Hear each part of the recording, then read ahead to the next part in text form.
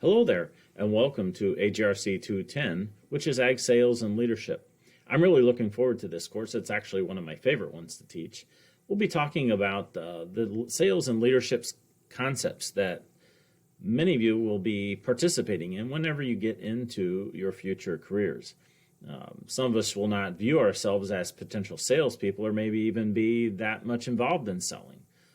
Some of us may not view ourselves as involved or key pieces of a leadership concept. But actually, when you think about almost all careers in agriculture, there's some component of sales that goes into it. And almost all of us have either some leadership ability or will participate in group sessions in which leadership will be a key part. And so we're going to talk about a lot of these concepts and kind of how the group dynamic works, how people go through the buying and selling process, and whether it's buying and selling of an actual product or buying and selling of an idea. Both have some very similar things to them. So I hope you enjoyed the course. I'm really looking forward to what we'll cover over the next 13 weeks. This first unit is a very introductory section that will kind of overview some of the activities that we'll be participating in through the course, some things for you to expect and think about. This course should be very discussion driven, and you'll see a discussion will be opening almost all of your units in the section here.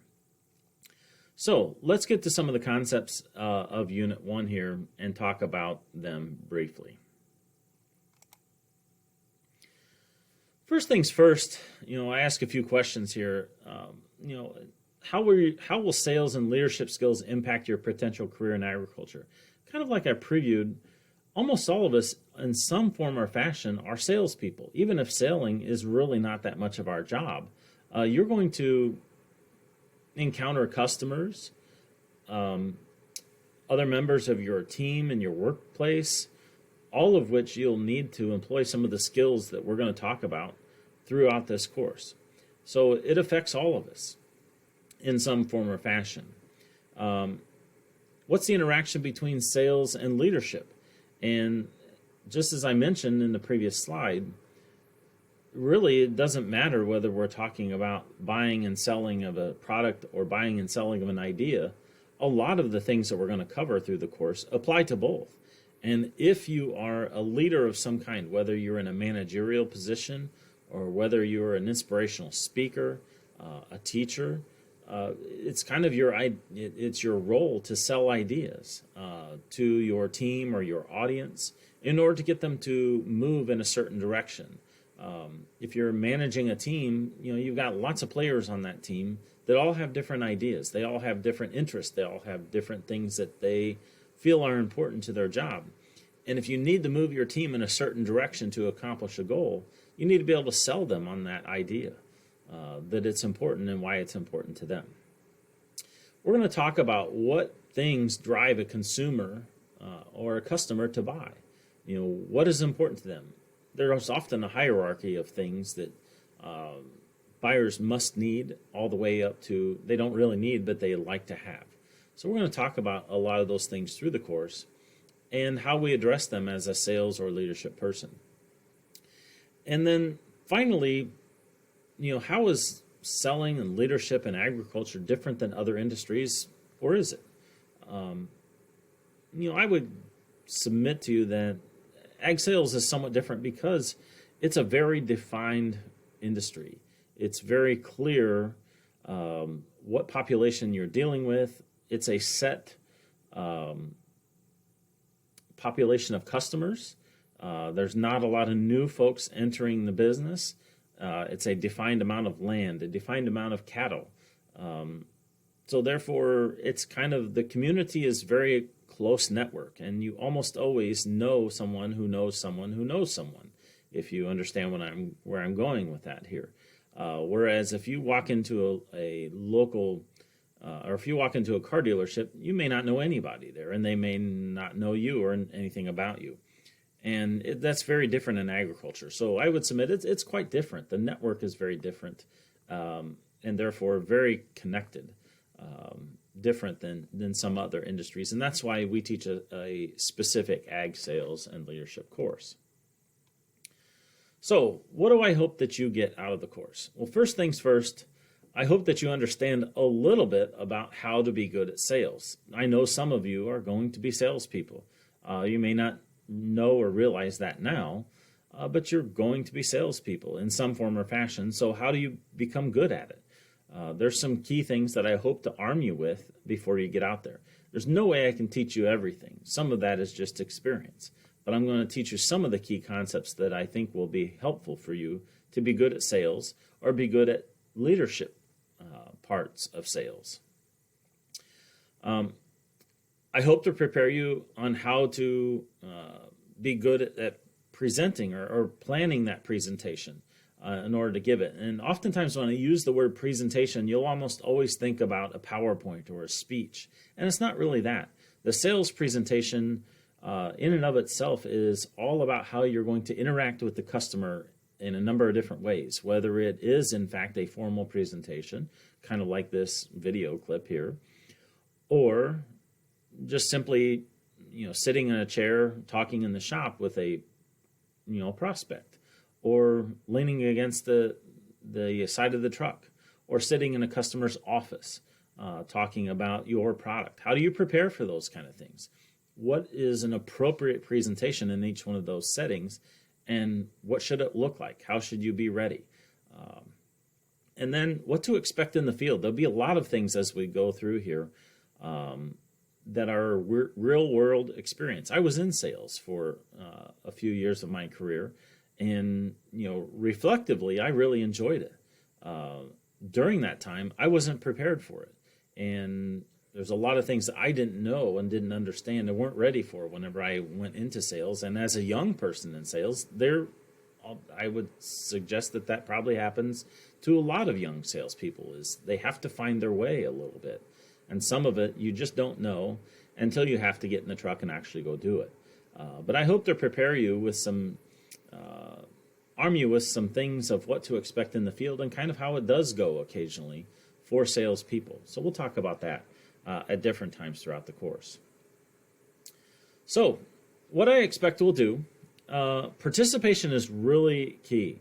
So on attendance days, I expect that you'll be there because we're going to have a lot of discussion.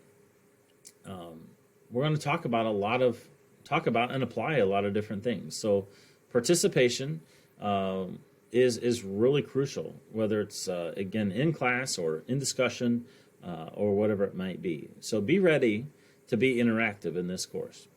We will do a midterm and a final examination, kind of some standard questions that I like to ask, a little bit different than some of the other classes that you've maybe had with me. Again, discussion. The more of you and the less of me will be better.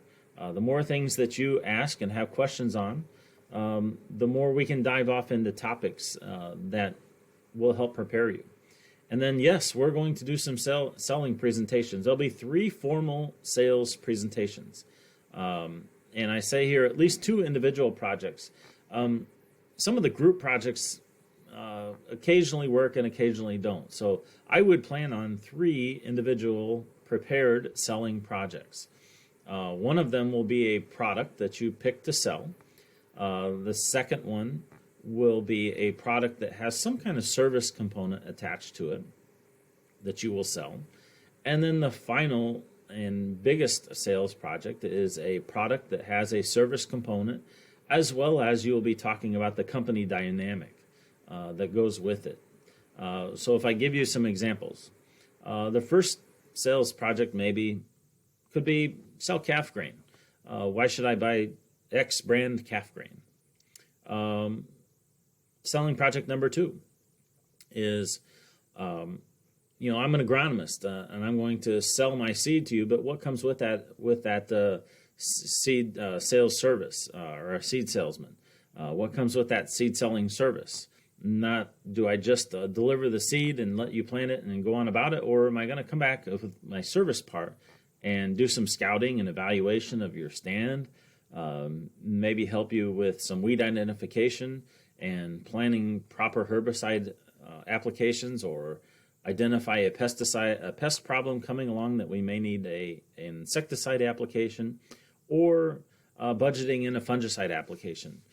So that service part of the seed that you would sell me is then really crucial. That's an additional component of the sales project.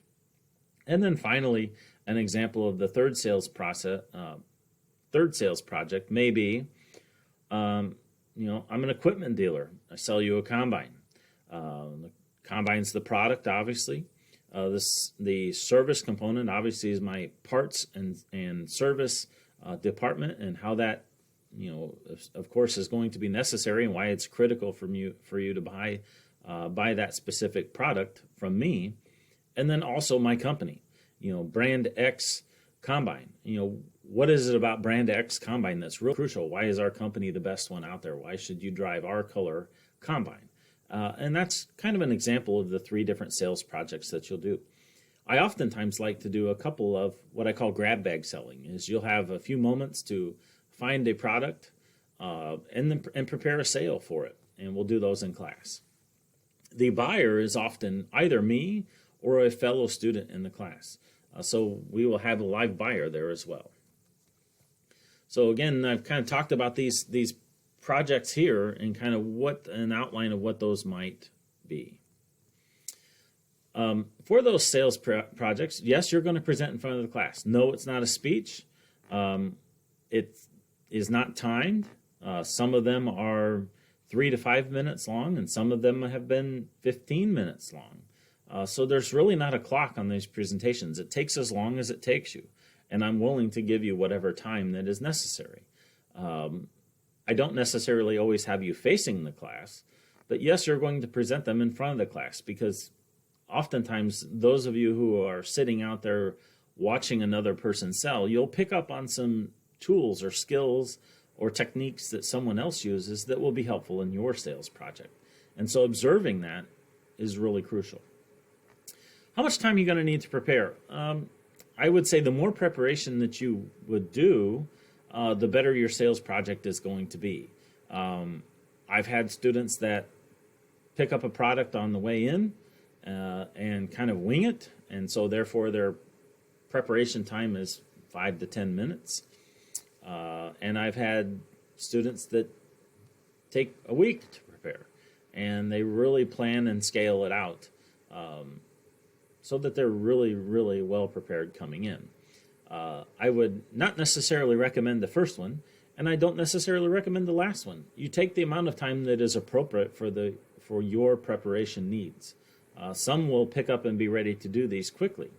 I will say, though, the ones that wing it, often you can see that they're not well prepared for many things that are going to come up in the selling process. And we'll discuss more of those as we go through. What other materials or questions do you need or will you have? You may occasionally need a prop. You'll probably need your computer on a regular basis. Will you need brochures or pamphlets? Sure, sometimes they may be helpful. You may be needing to create some of those things. So there's a number of different things that we'll encounter as we go through the class. So what about the leadership part? What's important about this? We're going to have that ongoing discussion of the leadership role in agriculture and ag sales. Kind of like I mentioned early on, you're either going to be a leader of a group of people, or have a peer group that you'll have to hopefully inspire to accomplish a certain task, or maybe maybe you're going to be one that's out making presentations. How do you engage an audience so that they're really interested in your topic and also inspire them to action? Some of you will be part of Farm Bureau or an organization like that is important to the management of a cooperative, or even writing policy for agriculture. Some of you will be involved in those kind of things. How do you go about being effective at that? How do you work with other personality types, and how do you figure out what makes them tick? We'll talk about that a lot. We'll talk about some leadership development techniques and why it's really, really crucial. Well, we'll hit on that on a regular basis throughout the course. So that wraps up this Unit 1 introductory section. I hope that you'll be excited about the course. Please don't be fearful of some of the presentation things. Don't be afraid of the speech part of this course. I don't really care if you're a great speaker or not. Some of the best salespeople that I know you would never ask them to give a speech. And some of the best speakers that I know, you would never ask them to do sales. So don't let that intimidate you. We'll have fun through the course. There's a lot of you that have a lot of different skills. I'm looking forward to seeing them on display. That's going to close up Unit 1 here. I'll look forward to seeing you in class and going through the course content here in Unit 1. Thanks for tuning in.